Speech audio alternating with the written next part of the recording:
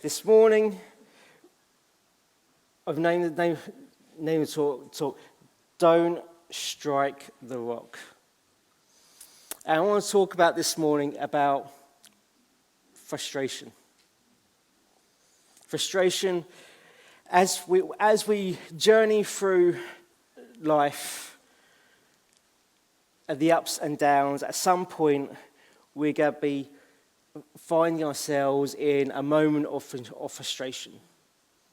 I don't know about you, but sometimes it can last for more than a moment. I'm finding that I hate wearing glasses. I used to love when I had my 20/20 vision and I could see something, miles away in the distance. And now it feels like when I turn my phone on or my tablet on or something like that, I have to put the font size up, so I've only got 3 words on my phone or something like that. And it feels like, how am I supposed to do this? And sometimes I used to love being able to just read the small print on things and tell people what it was. Now, ask you, and sometimes we go to a restaurant as a team, and the light is so dark. Not only have I got my glass out, I have to use my phone as a magnifying glass because you're trying to read the menu, and it's like all the font seems to be getting smaller, and it gets frustrating because you just want to be able to see, and sometimes you go through life and it's frustrating because you find that actually you can't do what you used to do when you're younger. And so you go through and you find that, I used to be able to do that, and you find that frustrating that the energy is not there, or the attention span is not there, or you get distracted. There's so many things in life that we get distracted by. It just comes our way. Sometimes it's just a moment, sometimes it's a season, and sometimes it seems like a lifetime, doesn't it? And sometimes you see that frustration in people in a lifetime. So as we go around this word in Numbers 20, and we're just going to start from verse 1, and it says, "And the people of Israel, the whole congregation, came into the wilderness of Zin in the first month, and the people stayed in Kadesh, and Miriam died there and was buried there. Now there was no water for the congregation, and they assembled themselves together against Moses and Aaron. And the people quarreled with Moses and said, 'Would that we had perished when our brothers perished before the Lord. Why have you brought the assembly of the Lord into the wilderness, that we should die here, both we and our cattle? And why have you made us come up out of Egypt to bring us to this evil place? It is no place for grain, for figs, for vines, for pomegranates, and there is no water to drink.' Then Moses and Aaron went from the presence of the assembly to the entrance of the tent of meeting and fell on their faces. And the glory of the Lord appeared to them. And the Lord spoke to Moses, saying, 'Take the staff and assemble the congregation, you and Aaron, your brother, and tell the rock before their eyes to yield its water. So you shall bring water out of the rock for them and give drink to the congregation and their cattle.' And Moses took the staff from before the Lord as he commanded him. Then Moses and Aaron gathered the assembly together before the rock and said to them, 'Hear now, you rebels.'" Nice start of an introduction. If you ever go do a TED Talk, that's not probably the best way to start. Hear now, you rebels, shall we bring water for you out of this rock? And Moses lifted up his hand and struck the rock with his staff twice, and water came out abundantly. And the congregation drank and their livestock. And the Lord said to Moses and Aaron, "Because you did not believe in me, to uphold me as holy in the eyes of the people of Israel, therefore you shall not bring this assembly into the land that I have given them. These are the waters of Meribah, where the people of Israel quarreled with the Lord, and through them he shows himself holy." Here you have a people that, first off, they weren't quarrelsome. They didn't grumble. They weren't frustrated. We know that they were. Joseph brought his family. They went into Egypt, and Egypt at a time, it was a safe haven, it was a safe place that God intended for the nation of Israel to grow in a safe, incubating environment. And they grew in a safe environment through a period of famine. However, what was once a safe place turned into what you could almost say hell. What was a place of where there was freedom and excitement and potential, and the fruits were all there, turned into slavery and hardship. And over time, I don't know about you, but if you just go through a small season of hardship and frustration and being dictated to and hard labor, let alone 400 years worth, you're bound to be a little bit frustrated. And after a while, if the frustration isn't checked, it almost becomes a form of default, isn't it? Your heart changes. It's the default. You're used to hard times, used to grumbling, used to moaning. Something doesn't go your way, you grumble, you moan, and for them, it's almost like you can see over time and time and time, the kids, they see their parents grumble, and so they start to see through the lens of the parents. And so when the parents pass away, the next generation, they've got this, they're still going through the same thing, and so they're grumbling and moaning. And if I was in their situation, I would be as well. I wouldn't like to have done the hard labor and the slave and being beaten and all that stuff that they had to endure and go through. But the condition of the heart changed. It came ingrained in society, in their culture, in their way of thinking. And naturally, anyone in that time, you would understand this heritage would be crying out to God, get us out of this. How often do we do that?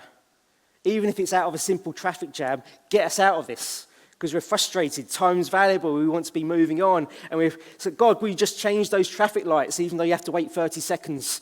No, those 30 seconds seem too long, but any situation like, God, would you just get us out of this mess? He hears their cry. And we know through Moses and Aaron, because when they go to Pharaoh, it's Aaron who's speaking on behalf of Moses. Moses is there with him, but it's Aaron who's speaking and goes with him because Moses doesn't want to speak because he's afraid of his stutter, his speech, he's embarrassed. And so through them all, God delivers them and takes them through the Red Sea and into this wilderness. And bear in mind, we have to remember, they chose to go. No one had a knife to their throat saying, you're going now. They asked for it. They wanted it. They wanted out of the slavery. They wanted out of their situation of the hurt and the pain. They wanted to be free. They didn't want to be slaves. They wanted to know the freedom. They wanted the oppression just to end and to be a nation to have peace. Everyone wants peace, right? Everyone wants to enjoy life. We all want that. They cry out for it, and it's given to them. And they have this dream of a land flowing with milk and honey and pomegranates and figs and vineyards. And when they walk out, sometimes when you imagine stuff, sometimes when you have dreams about things, before you even get to it, you imagine what it's going to be like. You have ideas.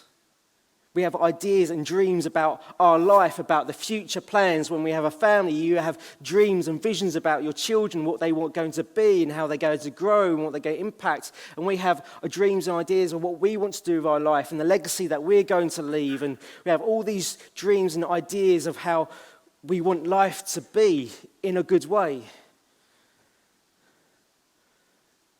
And we all have dreams. And they walk out of Egypt and they find themselves in a wilderness.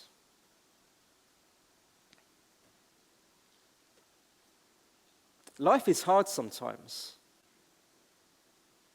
That used to be my email address growing up. It was my sense of humour, fighting my dyslexia, because life was hard with communicating. So my email address was james7lifeshard@hotmail.com or whatever. And that was my email address, because life was hard. And so by my bit of sense of humour, that was my email address before my friends worked out my password, signed me up to some few dodgy stuffs, and so I had to delete it and get rid of it because they did it for an April Fool's joke. And even that was hard. And so that was my email address, james7lifeshard@hotmail.com. And so it's probably there somewhere in the ether. But life is hard, isn't it? And sometimes what we dream about, what we expect it to be, the hopes and desires that we're just like, I want that. And we find ourselves staring at a wilderness where it's just sand dunes. Where's the figs? Where's the pomegranates? Where's the vines with the grapes to make the wine? Where are the fields to make the fresh bread?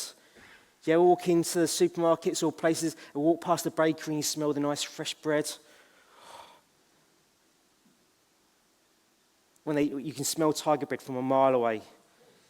There's always a downfall. You try to avoid it, don't you? But you smell it from across the store and you find yourself going, okay. Where's the taste? And you're just left there with sand dunes and baking hot days and freezing cold nights. I thought we'll be better off. And when our expectations and when our dreams and when our ideas and our way of thinking don't line up with reality, we get discouraged, we get grumbling starts to murmur. I thought this was going to be better. And it's really easy, isn't it, how quickly we forget what the past is like. We forget that the past was hard and we've cried out, and even though God's brought you out and he's bringing you into something better, bear in mind the devil didn't make the wilderness. The wilderness was there. They had to travel through it to get to the promised land.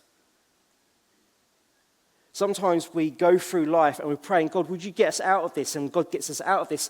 And even though we haven't reached the final destination, because we have to walk through a period of hard time, we're trying to curse the devil, we're trying to cast him out, cast the devil out, excuse me. We're trying to, we're rebuking, we're doing all this spiritual warfare, and God's simply saying, he's not in it. You just have to go through this season to get to where you want to go. It's coming, it's there.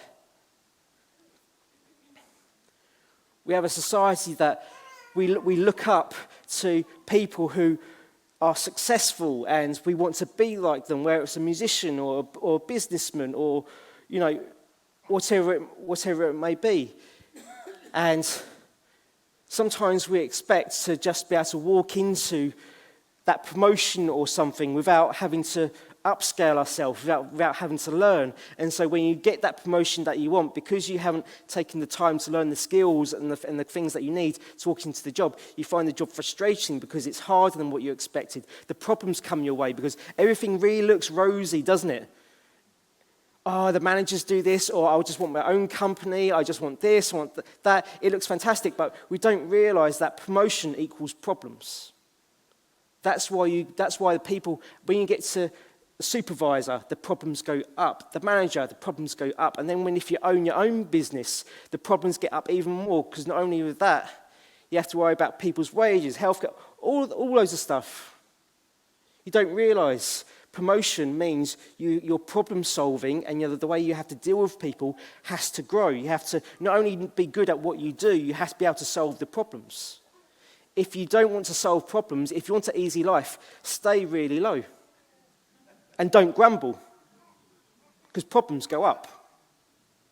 trying to fix them, it goes down because the bosses say, well, you need to do this, you need to do that. But problems always go up. That's why you get paid. That's why managers and bosses and supervisors are supposed to get paid the way they do, because it's supposed to help the environment and the people underneath the workers do their job by fixing, solving their issues, and going from there. You get paid for solving the issues. And so when we walk into those promotions, or we will go into that season and we find it hard, and it's like, well, have we learnt how to deal with that? Have we learnt new techniques? Have we learnt new skills? I started watching a documentary with John Williams, the composer, and his music's fantastic. And you watch it and you think, the hours that he took simply playing the chords and the keys on the piano, even before he started composing, learning, okay, how many hours did he spend actually going, okay, playing each and learning how to play the piano, even before he started composing. And even composing, that's the next stage, because you have to learn not just the piano, but it's all different things. And then you've got the next stage above that. The hours and hours and hours of sacrifice that people have to do, whether it's in sport or whatever it is, whether it's art or whether it's in teaching or whether it's communication or whatever it is, the hours that people have to sacrifice in order to gain the knowledge that they do in order to get to where they want to be. It's a sacrifice. Some people have sacrificed so much to get to where they need to be that although we want to be where they are, we're not willing to pay the price for it. And we resent them for it because we can't be bothered. And we try to put excuses around it. I've got this, I've got that. I'm not going. And actually, it's just an excuse. We can't be bothered. We're not willing to put in the time. Israel, they go through and they're on a journey, and because they didn't expect, because it wasn't there laid out for them, they get frustrated and they grow and grumbling and groaning. And how many times through the book or, through, Exodus, Leviticus, all those books, you see the grumblings and the moanings and you're thinking, really? You've been delivered from the plagues. You've walked through a Red Sea. You've seen the Egyptian army totally destroyed before your eyes. You're on a journey and yet you're still grumbling? You're still questioning if there's a God, even though you've seen it firsthand? And when they do go to the promised land, it's right before their eyes. They can see it. The spies go in and come back. And they get disgruntled and they get frustrated because we have to fight for it. There's opposition. I might have to work for, I can't just walk in and just take the land. I wonder how many times people, including ourselves, God's called us to do something and we've walked up to it, we've looked at it, we might have even just opened the door slightly and there's been a little bit of opposition, and so we've just closed that door, taken a step back because you didn't want the fight. And so you live in a season of frustration because you got so close, but because you got disgruntled, you live in a season of frustration. How many people do you know still live, even into their old age, of that season of frustration? I could have been something. I could have done that. I could have been this guy. And they blame every single thing that they can because in frustration and disappointment, if left unchecked, it goes down to the heart. It's a heart issue. Even though the frustration doesn't start on the outside, the frustration starts on the inside, being triggered or whatever by what's our situation and our circumstances around us. It triggers something inside us and we get frustrated in whatever way, shape or form that is. And instead of addressing that and going, why am I getting frustrated? Why am I being discouraged? Why am I disappointed? It goes down into frustration and anger, and it just spalls out instead of recognizing that. And so people don't want to blame themselves, and so they blame everything. It's not my fault. Even though I didn't prepare for the exam, even though I thought I could just walk into it and I failed the exam, well, that wasn't my fault. I should have just been able to complete it. That's what I did with my GCSEs. I spent 10 minutes total studying for my GCSEs. I opened up my textbooks and I was like, God, if I don't know it now, I'm not going to. Close them, gaming.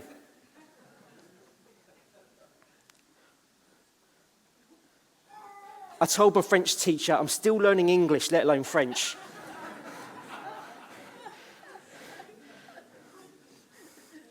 And correct me if I'm wrong, all I learned in French was mainly je ne comprends pas, and I think that's I do not understand. Is that right? Yeah. I learned that phrase. So when the teacher looked at me, I went, je ne comprends pas. And that was my, and literally, and she, and sometimes you just give up and you think, do you know? And sometimes I get frustrated looking at myself back in high school, but that's simply because I didn't, at that time, no one told me the rules. I didn't understand. But sometimes it's only in hindsight when you look back and go, that's why. I wonder, are there things that God's brought you through,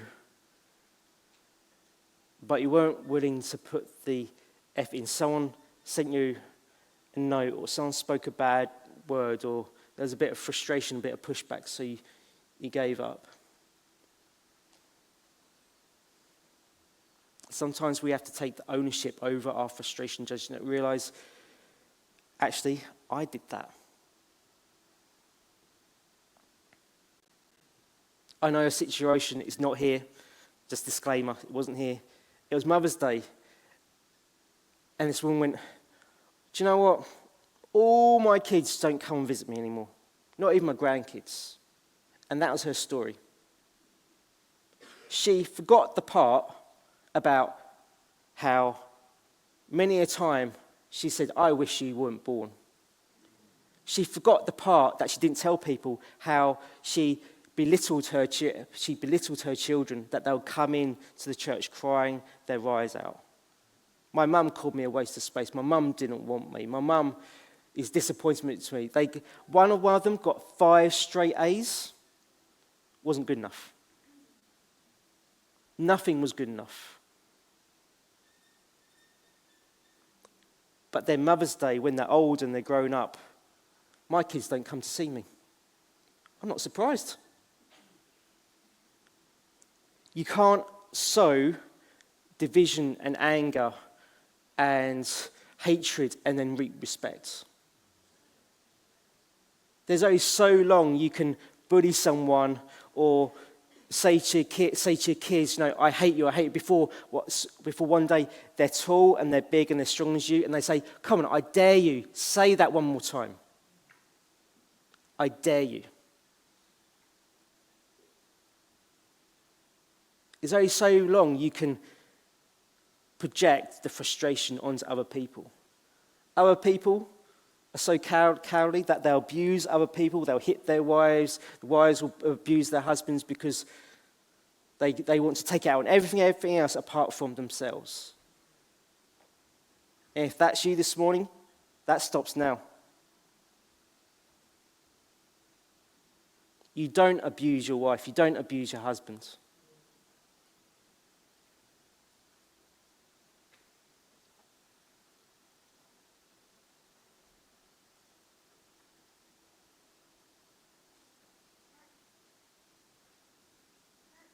I'm serious. You don't want me to find out. It's one of those things which part of me goes, I'll quite happily lose my job over that.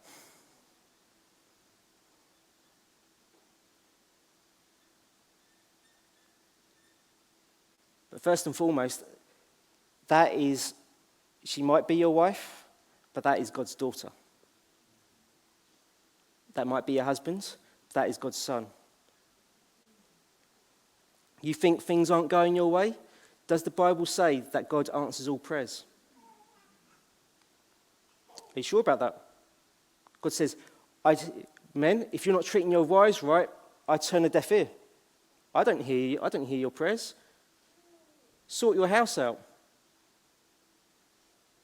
Are there areas in your life that you have to sort out?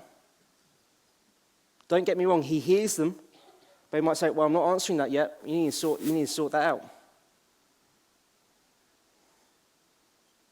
Does our character and the way we live reflect the relationship that we have with God? Does it outwork? Does it move? Is that a heart issue that has to change?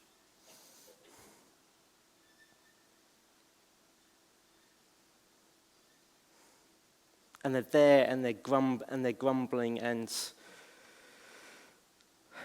I'm not surprised God met with Moses face to face. It's a sort of job, you'd need that, wouldn't you? If you're going through life and you've got how many thousands, 100 or millions of people just all grumbling, and they take their anger and their frustration out on one guy, Moses. It's Moses' fault. It's your fault. You led us out. What, because the past was better than it is now? You're saying something stupid. You'd rather go back to Egypt and die at a young age rather than live out. When you're frustrated, you say stupid things. You act stupidly. You do stupid. You just don't think sometimes, do you? Because you get frustrated, you just react out of the emotions, and it's there. And we've all done it. Some of you are smirking. You're like, okay, I won't make eye contact. We've all done it.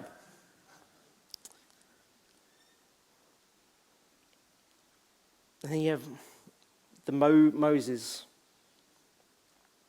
We have to bear in mind that Moses is a good leader, but we have to remind ourselves that potentially he's confused. A Hebrew grown in an Egyptian palace with Egyptian education, but not really Egyptian, looks different, learns the language, but it's not really him, kills someone, has to flee. So I wonder if he's trying to work out who he is, his identity. I have to flee from the past. I can't go back home. And he's there in the wilderness with a people he's supposed to be leading, and supposed to be family who are resenting him. What do you do when you're leading and the people around you just hate you? Even though you haven't asked them to be where you are, you've been anointed and called by God for that situation to bring those people out. And yet they're moaning against you. You didn't force them. You say, we're going this way. God's called me. If you want to go, let's go. They're moaning at Moses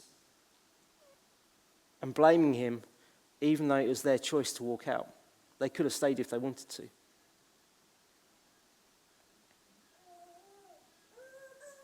And Moses is there and he's working through the frustration. And if you're in that situation, I wonder, sometimes you just need to meet. I'm not surprised he met with God face to face, time and time and time again, because you'd need that when you go walking through with those sort of people, wouldn't you?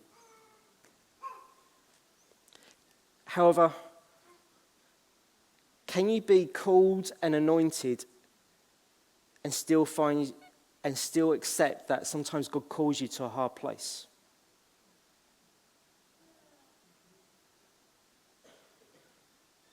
In the company or where you're working, if the culture's hard, if the place is hard, can you still be called and anointed to go in every single day and to keep your integrity, to keep your characters, to show godly values, to not steal, to not gossip, to not grumble, to do a good day's labour and not clock on late and clock off early, to be honourable with sick pay, be honourable with if you're self-employed, the taxes and national insurance, all that sort of stuff. Can he trust you? to be in a hard place. Because sometimes God assigns you to people who you might not like, they might not like you, and not nice people. Does that mean that you're not assigned? Does it mean that you're not called for that time? Of course it doesn't mean that. He wants you to be there. But sometimes we have to journey through those tough times. But sometimes when you're going through those tough times, he's saying, I need you to develop your character. I need you to grow. I need you to seek me. I need you to be able to learn, develop new skills. I need you to do this. I want you to get closer to me. I need you to be able to hear my voice. I need you to be able to hear where I'm guiding you, to be able to see. I need you to bring your godly values into the workplace where you are. Even if people are grumbling about you, even if people are moaning about you, the way you live and your actions will silence all the haters.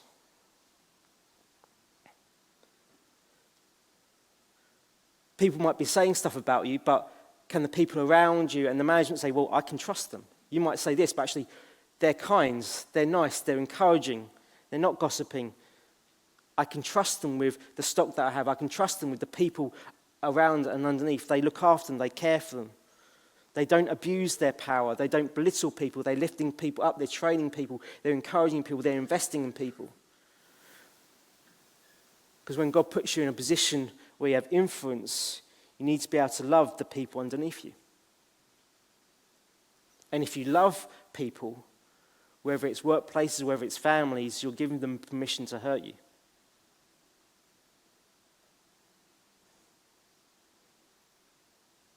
And Moses is journeying and he's leading and he's trying to love the people, but in that space of being exposed, he's exposed to the environments of being hurt, being frustrated, being angry. And there's a difference in strength. Sometimes people just say, do you know what? I gave that person a good mouthful. I just told them like it is. Or anyone can do that. Anyone can turn around and shout out and say bad stuff and belittle people and put people down. We've all done it. But can you know who you are, be comfortable in who you are, and realize even though what the people are saying, that's coming out of their own hurt, that's coming out of their own pain, and sometimes to say, do you know what? I'm going to take the hit, I'm going to keep my mouth shut, and I'm going to hold my peace.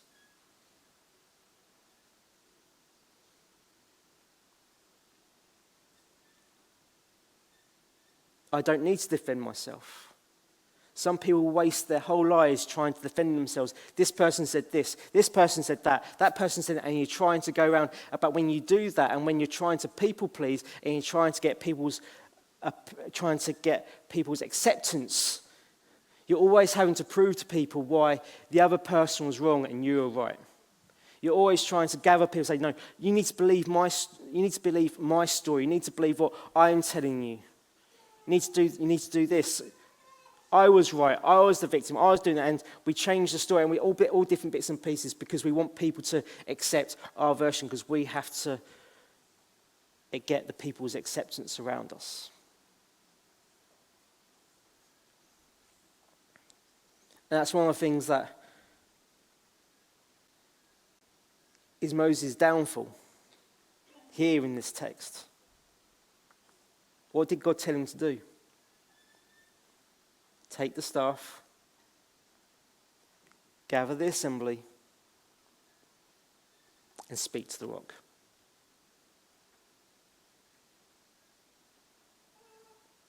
Why is that important? Why is being able to listen to God and what he's trying to do important? Because Moses gathers the assembly, and instead of them being silent, he turns around and says, you rebels. And out of frustration, he strikes the rock.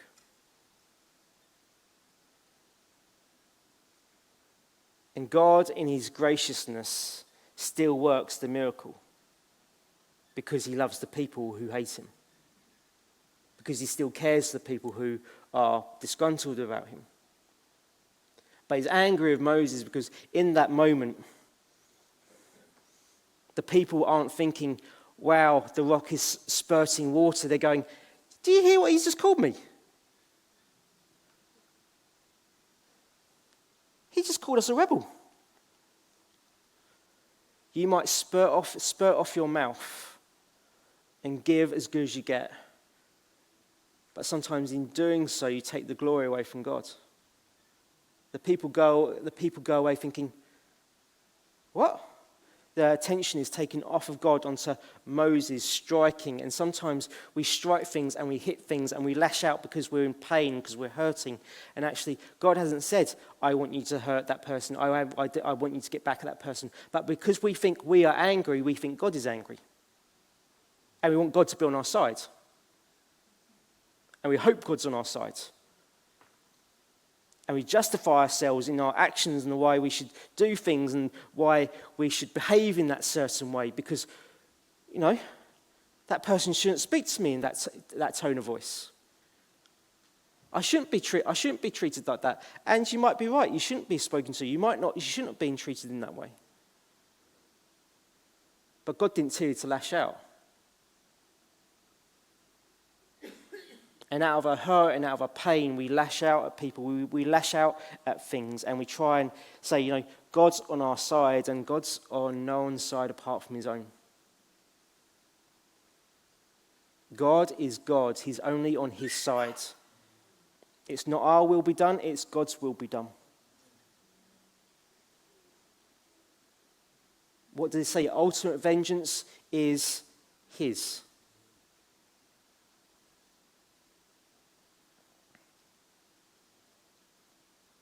I'm not saying we shouldn't speak up for ourselves. We shouldn't stand up for things that are right we shouldn't stand up against things that are wrong and speak truth into them. We should do, and God calls us up to that. God calls us to defend the case of the widow. Some people say, I don't believe in religion, I have a relationship with God, but the Bible says that true religion is an attitude, a behavior that loves God and loves our neighbor. So we defend the case of the widow. We look after the orphan. We look after the poor. We look after the needy because we show God's love to the people around us.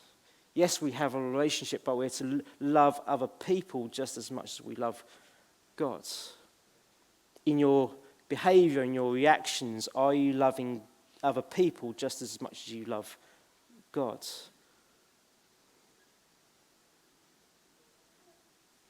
Are you striking out at things? Are you in a situation and circumstances that you're striking out at things and actually God's saying, I want you to hold your peace? What did Moses and Aaron do? They went to the tent of meeting and they fell on their faces before God. And they waited and they listened to what God had to say. Frustration, there's many. You can talk about frustration and different types of frustration all day long, about the different types and forms and how it works and all that. But ultimately it comes down to it's a heart issue.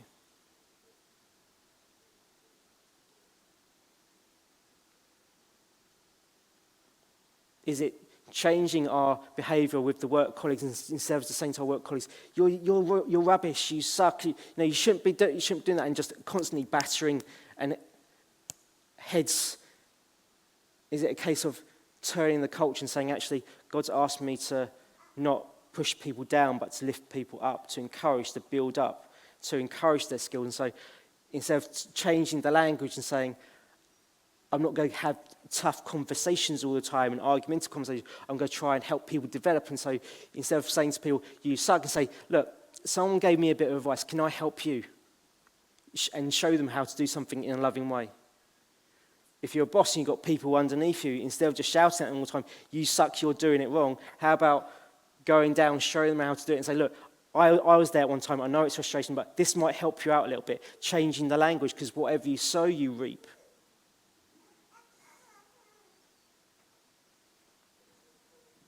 There might be times where in companies and things you might have to let people go because they don't learn. And sometimes you have to have a time frame of, look, I need to, in this time frame, I need you to, but we want to see this. We want to see you grow. We need to see you get developed. And this might have happened to you. Someone sat you down and said, look, we want you here. We love you here. We want you to grow. We want you to develop, but we need you to do this. You need to do this, not only to help yourself, but to help the company to move forward. And when you don't do that, when you don't listen, you think, I'm going to do my own thing. I'm going to do it my way. And you do it that way, and you don't go down that way, then you find, why did I get fired? I was the best thing for that company. I kept that company up and running. 5 years down the line, the company's doing fine.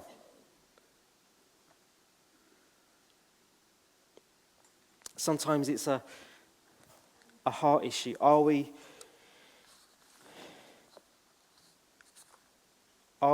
real with ourselves? Are you real with yourself? Are there things that you might need to address with people, but instead of in vindictive, in an angry way, but go back and say, actually, I was wrong. Actually, can I help you with that? I'm sorry for my behavior. I wonder if there's a change of heart. The changes start with us. Are you spending so much time telling everyone else about your hurt and your pain, but you're not going to God about it? And sometimes I've been going through situations and circumstances of pain and frustration, and God has said one word in my quiet time, and that pain and frustration, although the frustration was still there, I had peace. I didn't need to tell everyone around me about the frustrations that are going through.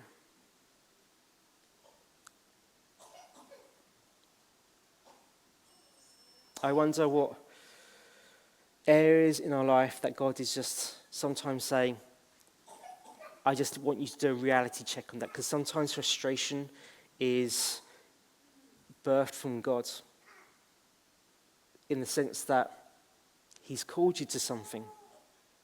He wants you to do something, but you've been doing your own thing.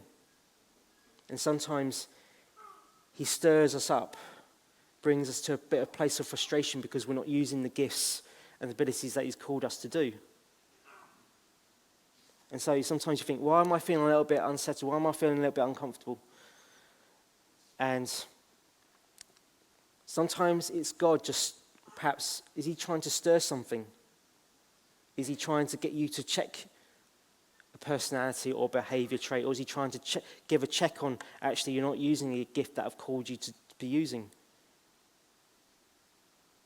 You've just let it go past, or you've got discouraged again and you've given up the fight, and I want you to get back in it. I want you to pick that up again.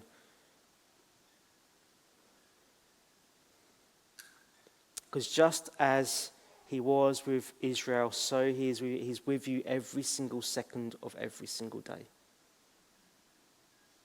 His fullness of His kingdom, His fullness of His power, the fullness of His presence is with you, encouraging you. Yes, He might correct you in love, but He wants you to succeed. He wants you to go forward. He wants you to excel.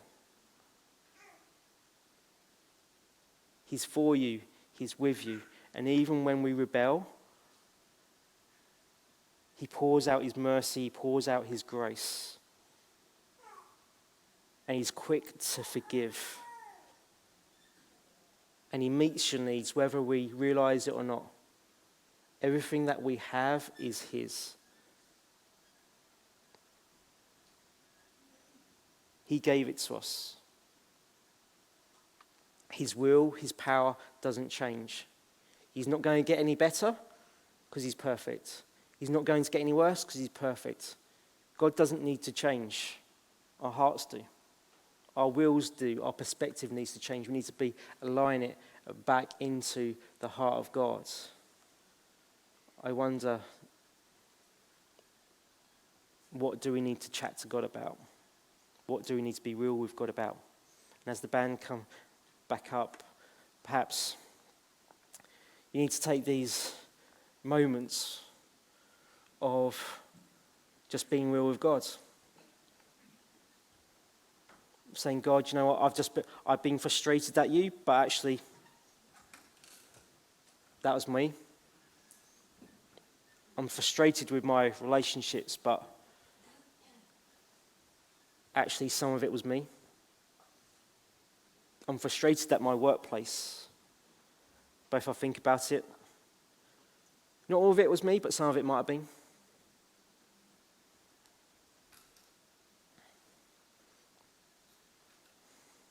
I wonder, what do you need to speak to God about this morning?